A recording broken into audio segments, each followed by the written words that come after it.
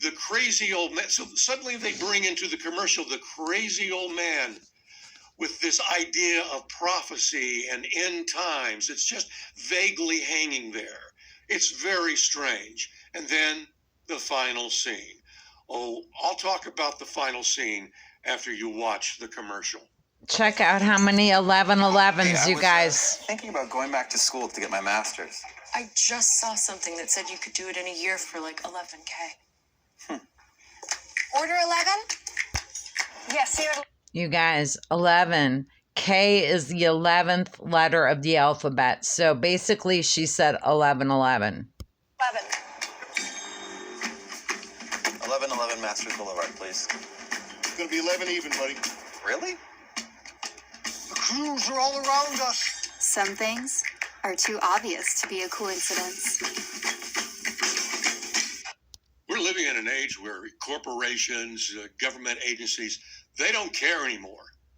They're going after the agenda full. See the guy with the hoodie on? And on the back of the hoodie is an upside down pyramid. Our hero is staring at it. Off to the right, we see the sign that says 1 year, 11K, 1111. And the guy wearing this upside down pyramid or triangle. He's a double downer. I knew that meant Kata. something after having seen what they had spent so much careful time filming. This was not some by chance the guy showed up for the shoot with an upside down pyramid on his hoodie. No, they made sure this shot was framed just right so that we would see it and it would appear like our hero is actually looking at it too.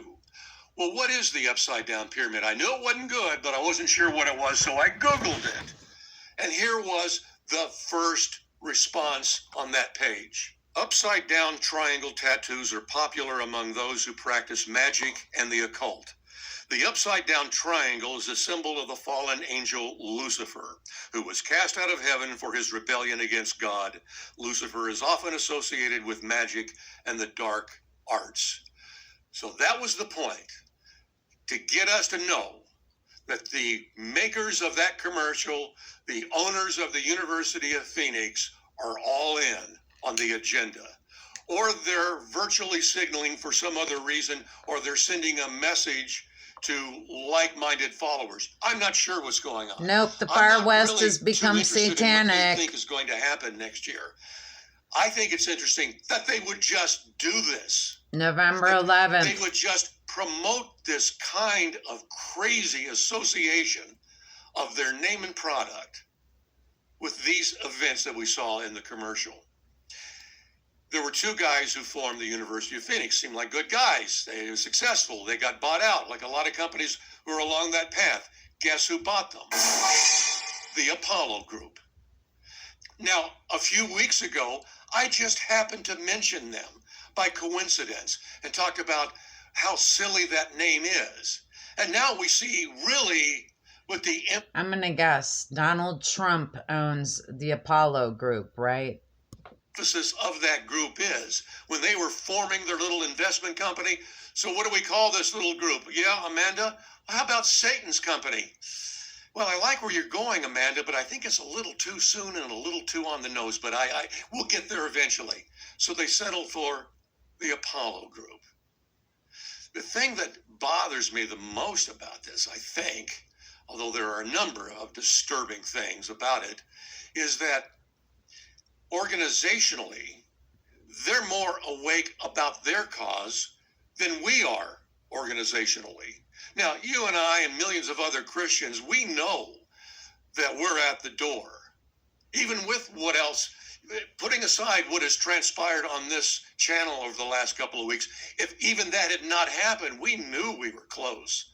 I've been telling you in video after video for most of this year that we are there, we have arrived, but the church doesn't get the message.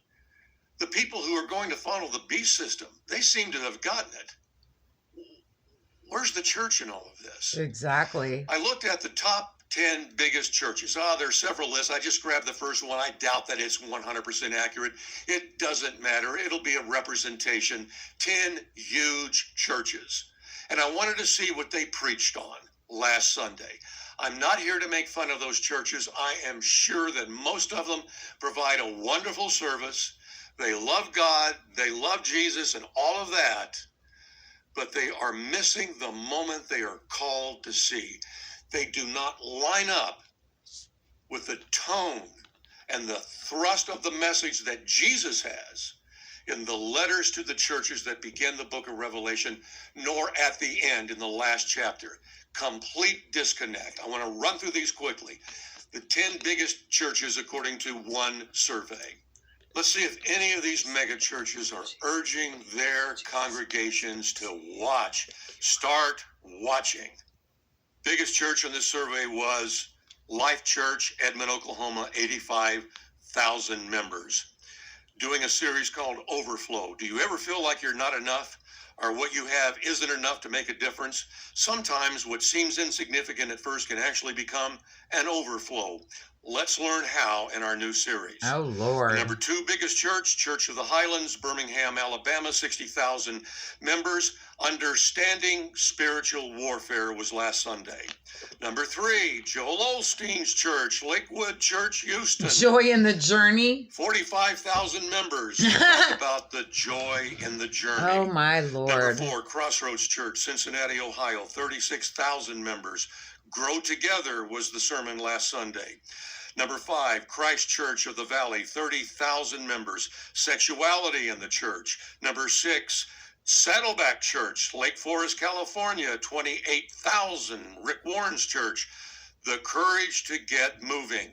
Number 7, Elevation Church, Matthews, North Carolina, 26,000 members. King Me was the name of the sermon. Number 8, Southeast Christian Church, Louisville, Kentucky, Reframe Your Confidence. Number 9, Christ Fellowship Church, Palm Gardens, Florida, 25,000 members, Kingdom Way of Living. Number 10, North Point Ministries, Alpharetta, Georgia, 25,000 members. In the Meantime series, what do you do when there's nothing you can do? These sound like life coach sermons. I mean, really, Dr. Phil could have delivered, I think, most of them. The one about spiritual warfare maybe touched on it, but I bet you it was a generic sermon on spiritual warfare. This is an epic fail. We are headed for the same disaster the children of Israel were headed for in the first century, not knowing the hour of their visitation. When the Son of God walked the earth, the Messiah was right there in front of them, and they missed it. We are headed for that if we can't wake up the church. Especially, we don't want to see any fiery snakes, guys. I don't want to someday be asked, all right, Stan, so what did you do? You knew it was coming. I gave you that thought that said the 7 churches, the letters to the 7 churches was a snapshot of today. So you knew it was for today. And then you were given other information. What did you do with it? I got excited. What else? Watch some other YouTube videos and Christian alternative blog sites. What else? That's about it. It can't possibly be just for our own satisfaction. We got to make an attempt. And I'm working on a plan. I hope to have it ready to present to you in a few days. It's not difficult. Well, there's one upfront thing. I'll just share this with you. I'm just simply going to ask that you send me half of your accumulated wealth and your main vehicle. Now, you won't drive your main vehicle to my house and ship it, and we'll give you. No, it will be at most $5-10 expenditure for postage stamps.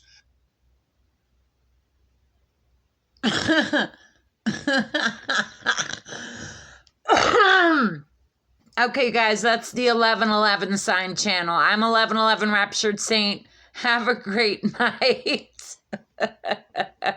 I'll explain it in the next video, but folks, we got to do something. This is an epic fail.